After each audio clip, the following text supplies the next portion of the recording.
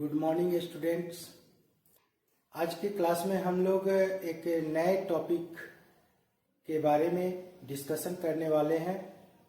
उस टॉपिक का नाम है कपलिंग। ये कपलिंग है क्या? कपलिंग कहते किसे हैं? तो बाइसिंग को ध्यान में रखते हुए एक स्टेज के आउटपुट को दूसरे स्टेज में इनपुट कराने की क्रिया कपलिंग कहलाता है। कपलिंग दो प्रकार का होता है। पहला डायरेक्ट कपलिंग और दूसरा होता है इनडायरेक्ट कपलिंग। डायरेक्ट कपलिंग हम लोग कहते किसे? वैसा कपलिंग जिसमें एक स्टेज के आउटपुट को डायरेक्ट दूसरे स्टेज के इनपुट में दिया जाता है, जैसे एनपीएन ट्रांजिस्टर और एनपीएन ट्रांजिस्टर, एनपीएन ट्रांजिस्टर और पीएनपी ट्रांजिस्टर, पीएनपी ट्रांजिस्टर और एनपीएन ट्रांजिस्टर तथा पीएनपी ट्रांजिस्टर और पीएनपी ट्रांजिस्टर। डायरेक्ट कपलिंग हम लोग का 4 प्रकार का होता है। अब हम लोग देखते हैं इनडायरेक्ट कपलिंग किसे कहते हैं। इनडायरेक्ट कपलिंग हम लोग कहते हैं कि एक स्टेज के आउटपुट और दूसरे स्टेज के इनपुट के बीच हम लोग वैसे कंपोनेंट का यूज करते हैं जिसमें डीसी सप्लाई तो हम लोग का अलग रहता है, लेकिन एसी सिग्नल चूंकि एसी होता है जिसको वो पास कर दे। इसके लिए 2 प्रकार का कंपोनेंट हम लोग पढ़ चुके हैं। पहला कैपेसिटर और दूसरा ट्रांसफार्मर।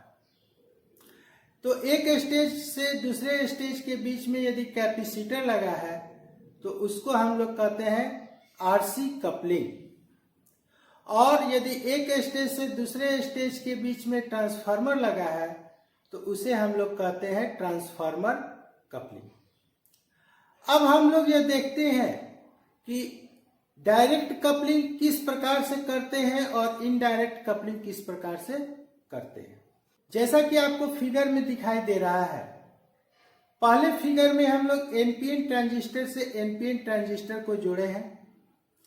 इसमें हम लोग देख रहे हैं कि इमीटर पर 0 वोल्ट है, बेस पर 0.5 वोल्ट तथा कलेक्टर पर 2 वोल्ट। पहले ट्रांजिस्टर के कलेक्टर को दूसरे ट्रांजिस्टर से बेस से जोड़ा गया है, इसलिए दूसरे ट्रांजिस्टर के बेस पर 2 वोल्ट सप्लाई पहुंच जाएगी।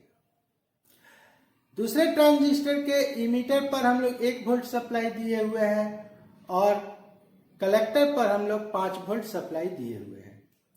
जो प्रैक्टिकल बाइसिंग के तहत हम लोग ने पढ़ा था कि इमीटर और बेस के बीच 0.2 से 2 वोल्ट और बेस और कलेक्टर के बीच इमीटर और बेस के अंतर का कम से कम 3 गुना वोल्टेज होता है। उस नियम को फॉलो करते हुए हम लोगों ने यहाँ पर इसको पुट किया है। ये बाइसिंग सर्किट्स के अनुसार चेंज हो सकता है, लेकिन सिस्टम यही रहेगा। दूसरे फिगर में हम लोग देखे हैं कि एनपीएन ट्रांजिस्टर के आउटपुट को पीएनपी ट्रांजिस्टर के इनपुट में जोड़ा गया है। इसमें एनपीएन ट्रांजिस्टर के कलेक्टर सप्लाई को इस प्रकार रखा गया है कि वह पीएनपी ट्रांजिस्टर के बेस के लिए अधिक सप्लाई का काम करे। नेक्स्ट फिगर, थर्ड फिगर में हम लोग देखते हैं जिसमें पीएनपी ट्रांजिस्टर से एनपीएन ट्रांजिस्टर को जोड़ा गया है। इस ट्रांजिस्टर में पीएनपी ट्रांजिस्टर के कलेक्टर को हम लोग एनपीएन ट्रांजिस्टर के बेस पर जोड़े हैं। तो एनपीएन ट्रांजिस्टर के लिए वह बेस पर कुछ ज्यादा सप्लाई का काम कर रहा है। ठीक उसी प्रकार पीएनपी ट्रांजिस्टर से पीएनपी ट्रांजिस्टर को भी जोड़ा गया है। और हम लोग पहले क्लास में पढ़ चुके हैं कि ट्रांजिस्टर में सिग्नल देने के लिए और सिग्नल लेने के लिए 2 सिरे का जरूरत पड़ता है। अर्थात ट्रांजिस्टर को हम लोग या तो कॉमन बेस, कॉमन इमीटर या कॉमन कलेक्टर कनेक्शन में रखते हैं। यहां पर भी ये सारा ट्रांजिस्टर इन्हीं चारों कनेक्शनों में जुड़ा हुआ है। अब हम लोग देखते हैं इनडायरेक्ट कपलिंग। इनडायरेक्ट कपलिंग दो तरह का हम लोग पढ़े थे, आरसी कपलिंग और ट्रांसफार्मर कपलिंग। आरसी कपलिंग में हम लोग देख रहे हैं कि दो स्टेज के बीच एक कैपेसिटर लगा है। यहां यह कैपेसिटर नॉन इलेक्ट्रोलाइटिक भी हो सकता है और इलेक्ट्रोलाइटिक भी हो सकता है। लेकिन इलेक्ट्रोलाइटिक हो या नॉन इलेक्ट्रोलाइटिक है, वो डीसी को पास नहीं करता है। लेकिन सिग्नल चूंकि एसी होता है, इसलिए वह एक स्टेज के आउटपुट सिग्नल दूसरे स्टेज के इनपुट में चला जाता है और दोनों स्टेज का सप्लाई वोल्टेज जो होता है हम लोग का, वह दोनों का अलग अलग होता है। दूसरे सर्किट में हम लोग देख रहे हैं कि दो स्टेज के बीच हम लोग एक ट्रांसफार्मर जुड़े हुए हैं और हम लोग पढ़ चुके हैं कि ट्रांसफार्मर भी एक ऐसा यंत्र है जो कि डीसी सप्लाई पर काम नहीं करता है, केवल एसी सप्लाई पर ही यह काम करता है। तो सिग्नल चूंकि एसी होता है, इसलिए यह सिग्नल को म्यूचुअल इंडक्टेंस के द्वारा दूसरे स्टेज में पहुंचा देता है। लेकिन सप्लाई जो हम लोग डीसी इसमें देते हैं वो सिंपल वायर के जैसा इससे होता हुआ एक के बेस पर और एक के कलेक्टर पर पहुंचता है। यह प्रैक्टिकल कपलिंग स्टेज जो है वो काफी इंपॉर्टेंट चैप्टर है, टॉपिक है। इसको आप लोग ध्यानपूर्वक सुनेंगे और इसके इंपॉर्टेंस को आप लोग नोट कर कर रखेंगे। हर एक स्टेप पर आपको इसका जरूरत पड़ेगा, क्योंकि हर एक स्टेप पर हम लोग ये जानते हैं कि हर एक का सर्किट उपलब्ध होना जरूरी नहीं है।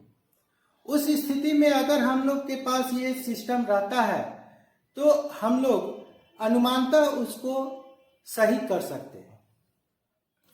अगर अभी तक आप लोगों ने मेरे चैनल को सब्सक्राइब नहीं किया तो यथाशीघ्र जितना जल्द हो सके आप लोग चैनल को सब्सक्राइब करें, वीडियो को लाइक करें तथा अपने दोस्तों के बीच इसे ज़्यादा से ज़्यादा मात्रा में शेयर करें, जिससे उन लोगों का जो क्लास छूट चुका है उनका भी क्लास आसानी से पूरा हो सके।